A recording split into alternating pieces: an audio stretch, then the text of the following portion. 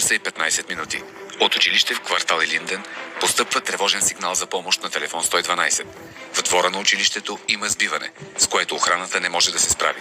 Полицай първа степен Цветан Стоев и главен полицай Веселин Георгиев се отзовават на сигнала и поемат към посочената локация. 160. Колко деца участват в сбиването? Има ли пострадали? 13 участници в разбиването не са деца, а родители. Повтарям, насилието е избухнало между родители. Към момента няма данни за пострадали. Кой е подал сигнала? Сигналът е подаден от Лазар Кишов, директор на училището. Извършете проверка на място и докладите за ситуация. Така е. Прието. Време до място на инцидента 2 минути. Прието.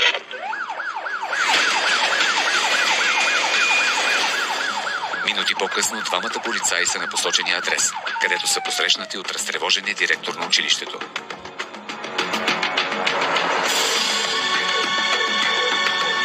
Здравейте, казвам се Лазар Кишов, аз съм директор на това училище.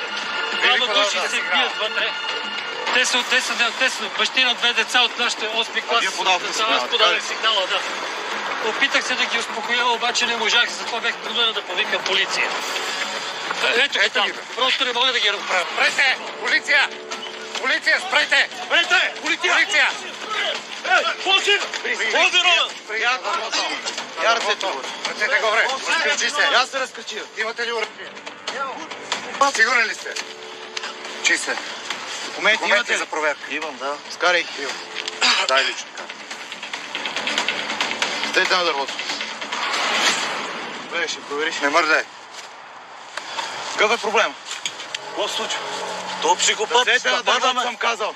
Нападаме, имаше родителска среща и ме напада, аз ще го осъда. Неговия син е влезнал в болницата, обвинява моят син, че му е дал наркотици. Това вярно ли? Това вярно ли? Ситуацията е овладяна. Участниците в сбиването са 2 невъоръжени и 2 са бащи на деца от училище.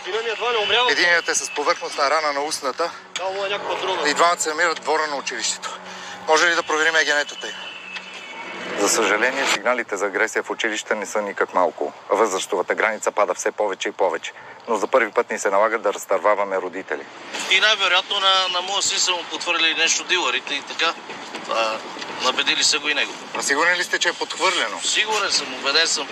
Тук в градинката, зад рекичката се навъртат дилъри. Дилъри? Дилъри сина ти? Не, сина ми. Не, сина ми. Аз успокойте се. Ще ви задържим накрая за дребно хулиганство. Я се успокойте. Я намали малко. Къде са съмнителните места за такива... Ами тук отсреща има една градинка, в която учениците ходят да пушат и се крият там. Аз понякога ходя или често ходя при тях да им се карам или да ги гоня. Има и случаи, когато ученици употребили дали марихуана, дали някакви бог знае какви вещества, влизат неадекватни в час. Отделно проявяват и агресия по някакъв начин.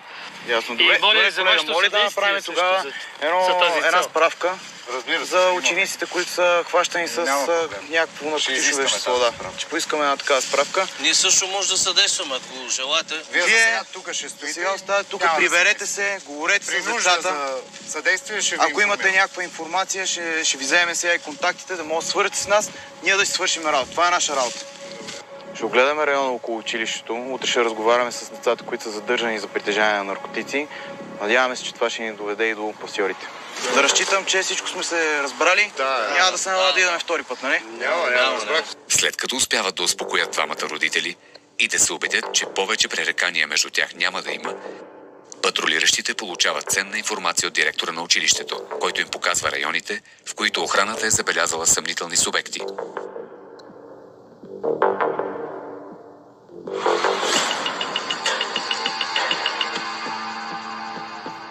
По-късно същата вечер наряд 13 извършва обход на района около училището с цел превенция.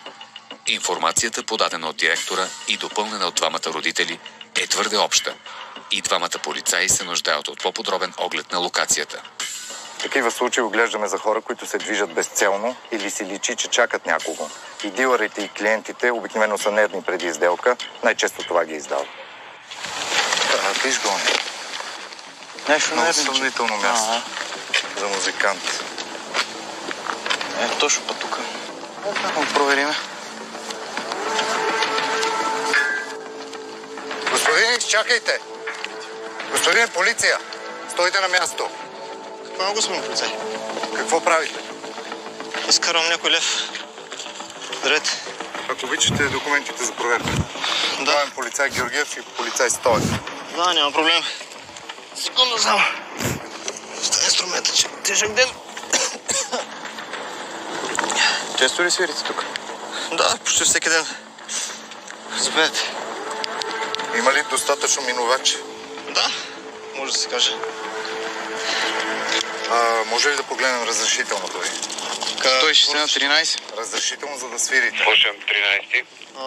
Проверка на лице. Не знам за какво говорите, нямам Петко Илиев, без такова разрешително нямате право да свирите. Чистите.